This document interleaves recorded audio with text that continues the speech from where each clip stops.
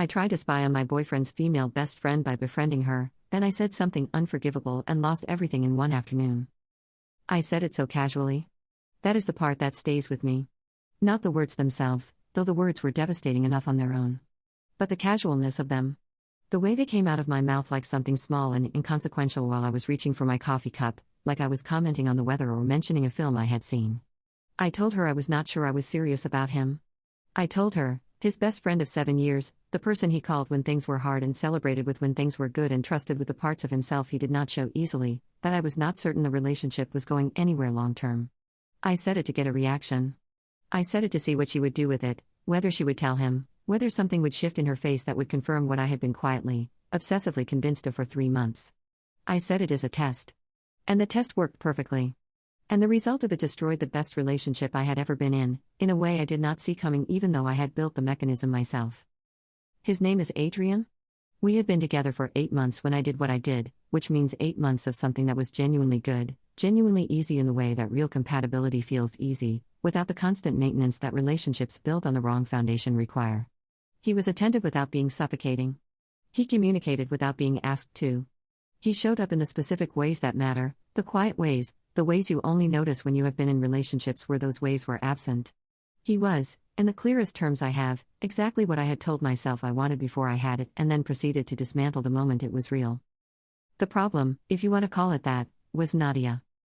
I want to be honest about Nadia because I have spent a long time constructing a version of her that justified what I did and I am no longer willing to maintain that construction. Nadia was not a problem. Nadia was a person. She was Adrian's best friend and had been since university, and the friendship between them was the kind that is immediately legible to anyone who sees it, deep and easy and completely without pretense. She was warm when I met her. Genuinely warm, not the performed warmth of someone who is managing a territorial situation. She included me in conversations. She remembered things I had mentioned and followed up on them. She was, by every observable measure, exactly what Adrian had told me she was, his closest friend, nothing more. Someone who was going to be part of his life and who he hoped would become part of mine. I did not believe him. Not because he gave me any reason not to. He did not. Not because Nadia gave me any reason. She did not. I did not believe him because of something that lived entirely inside me, a low-grade persistent fear that had nothing to do with Adrian specifically and everything to do with a pattern I had dragged into this relationship from the ones that came before it. I had been cheated on twice. Both times by men who had maintained that the woman I was worried about was just a friend. Both times I had been told not to worry and had listened and had paid for the listening. I had carried that history into something new and clean and allowed it to contaminate the water before I had any evidence the water needed contaminating. I told myself I was being perceptive. That I was protecting myself. That the instinct I was feeling was earned experience rather than imported damage. I built an entire internal case out of things that were not evidence, the warmth of their dynamic, the frequency of their communication, the way he talked about her with an ease and familiarity that I chose to read as something other than what it was. My friends did not help. I want to say that without using it as an excuse, because it is not an excuse, but it is part of the picture. I had 2 friends in particular who had strong opinions about female friendships between men in relationships, opinions that they offered freely and frequently, who treated my discomfort about Nadia as confirmation rather than concern. They said things like trust your gut and you already know and where there is smoke. They had their own histories and their own patterns and they fed mine without either of us fully understanding what we were doing. The plan, and I am using that word with full awareness of how calculated it sounds, formed over about 3 weeks. I would get close to Nadia. Not in a hostile way. Genuinely close, or close enough to be convincing. I would spend time with her, earn her trust, become someone she spoke openly to. And from that position I would be able to see what I could not see from the outside.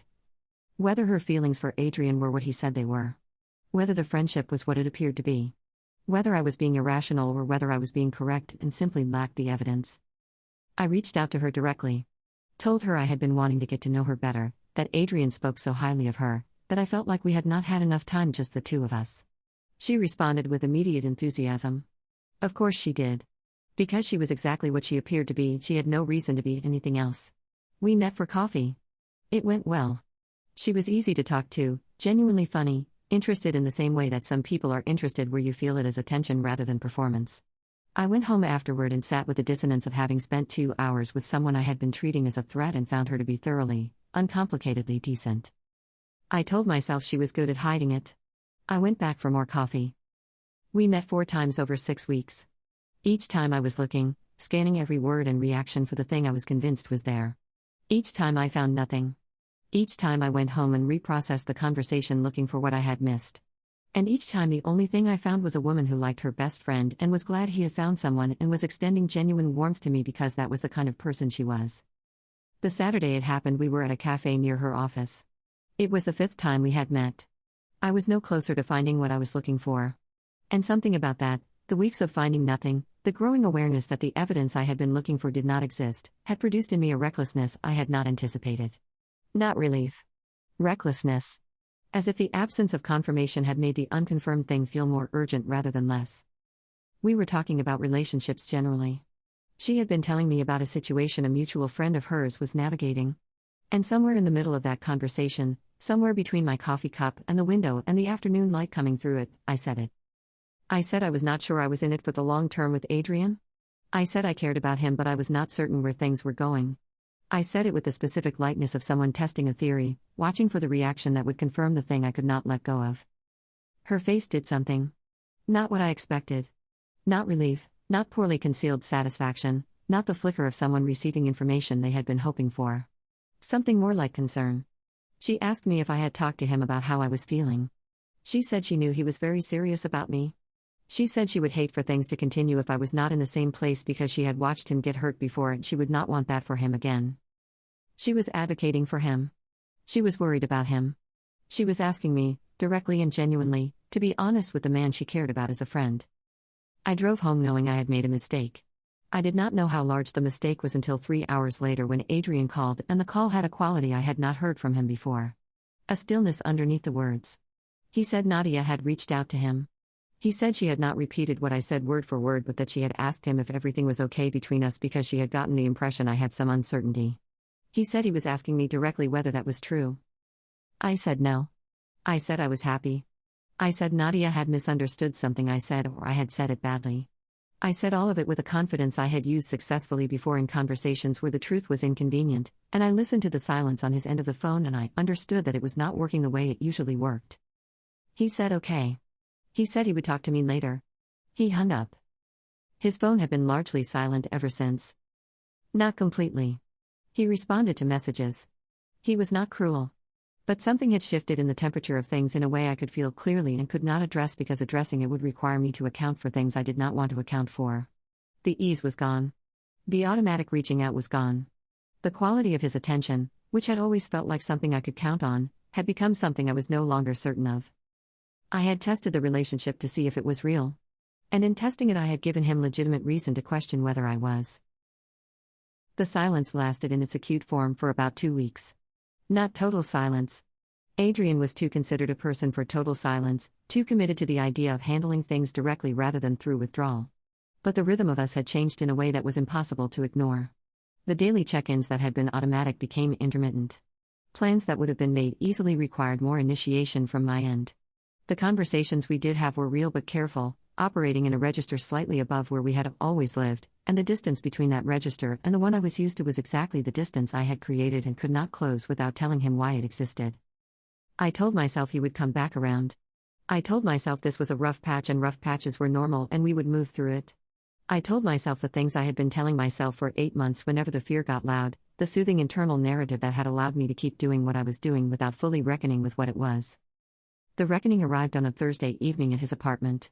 He had asked me to come over in a message that was direct without being cold. When I arrived, he was in the kitchen. He poured water for both of us, which was a small and oddly telling detail, not wine or tea, just water, the drink of a person who wants to be completely clear. We sat at the kitchen table. He looked at me the way he had started looking at me in the weeks since the phone call, with a quality of attention that felt like he was trying to reconcile two versions of me and having difficulty with the reconciliation. He said, "I want to ask you something and I need you to answer it honestly. Can you do that?" "Yes," I said.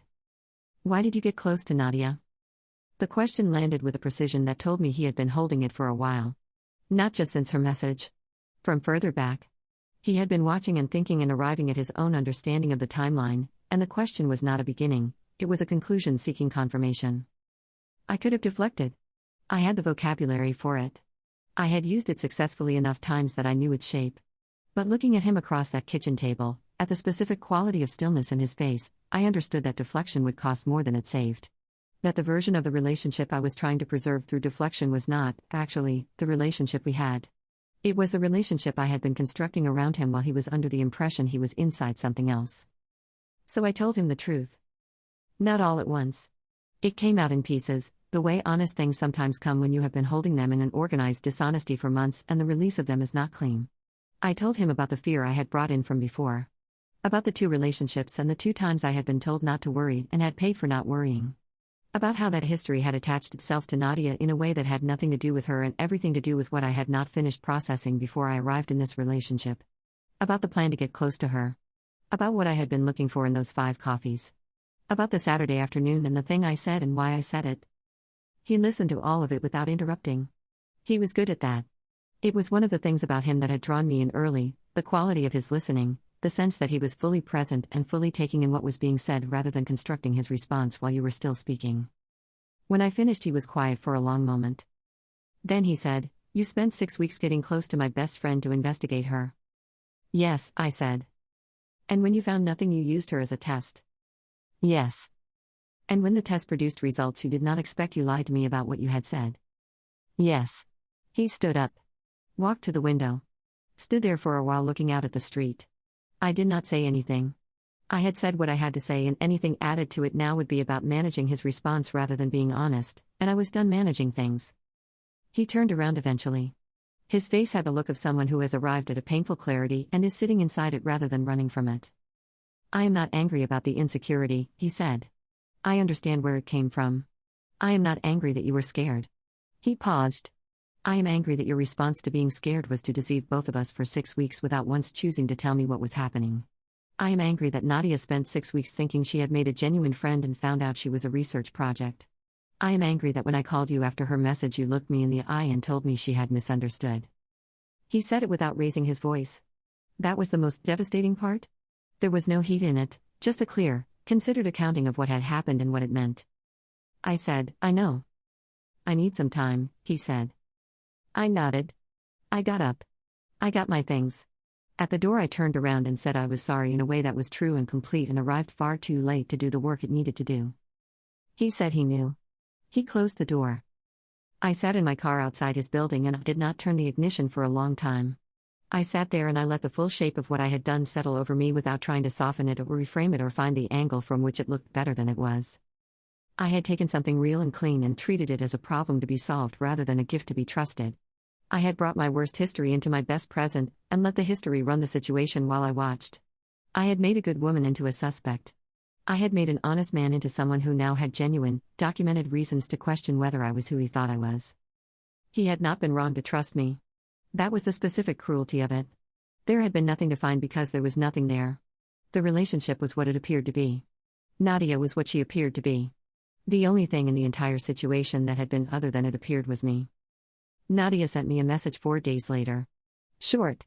She said she was sorry things were difficult and that she hoped Adrian and I could work through it. She said she had not intended to cause problems, that she had only been concerned about him. She said she hoped I was okay. She was being kind to me. After everything. She was extending the same genuine warmth she had extended from the beginning, the warmth I had spent 6 weeks treating as a cover for something darker, and it was real and it had always been real and I had simply not been capable of receiving it as such. I responded briefly. I said thank you. I said the situation was my own doing. I did not explain further because explaining further would have required telling her what she had actually been to me during those 6 weeks, and I was not ready to sit with her knowing that about me. I am still not entirely ready. That message is one of the items on the list of things I have not yet found the courage to fully address. Adrian and I spoke twice more over the following 2 weeks. The conversations were honest in the way that conversations become honest when the architecture of pretense has been removed and there is nothing left to navigate around. He said he needed to understand whether the deception had been a response to a specific fear he could be part of addressing or whether it was a pattern he was being shown early and should take seriously. He said he was not asking rhetorically. He was asking because it determined what came next. I told him I thought it was both. That the fear was real and rooted in something specific. And that the way I had responded to the fear was a pattern, something I had done in previous relationships in different forms, the preemptive investigation, the test, the management of outcomes rather than the vulnerability of honest communication. I told him I was in therapy, which I had started 2 weeks after the kitchen table conversation, not to tell him as a bargaining point but because it was true and because he deserved to know I was taking seriously what I had shown him. He said he appreciated that. He said he needed more time. That more time has not yet resolved into a clear answer. We are in a suspended place, not together in the way we were, not ended in the way of something that has been formally closed. I do not know what it will become. I am trying, for possibly the first time in a relationship, to sit with not knowing rather than engineering a specific outcome. It is harder than anything I have done in this situation. It is also more honest. What I know is this. I entered something good carrying the damage from something that was over, and I let the damage make the decisions. I treated a person who had given me no reason for suspicion as a problem to be solved. I spent 6 weeks building a false friendship with a woman who deserved the real version of one. I tested a man who had been consistently honest with me because I could not tolerate the vulnerability of believing him. And the test destroyed the thing I was trying to protect. That is the specific, precise irony of what fear does when you let it run your relationships. It does not protect you from the thing you are afraid of. It creates it. Not because your partner was going to betray you, but because eventually they see clearly who is actually doing the betraying. If you are in something good right now and you are looking for reasons not to trust it, hear me when I say this. The investigation will not give you peace. Finding nothing will not quiet the fear. The fear is not about them. It never was. It is about the unfinished accounting you brought in from before, and no amount of surveillance of the present will settle the debts of the past. Go to therapy. Tell your partner the truth. Give them the chance to be the person they have been showing you they are. Do not do what I did. Do not build the test. Do not run the operation. Do not sit across from someone's best friend with a coffee cup in your hand and say something devastating to see what happens. I already know what happens. You find out you were wrong about them. And you find out too late that being wrong about them was never the real danger. The real danger was always what you were capable of doing with the fear. And by the time you understand that, the phone is already silent.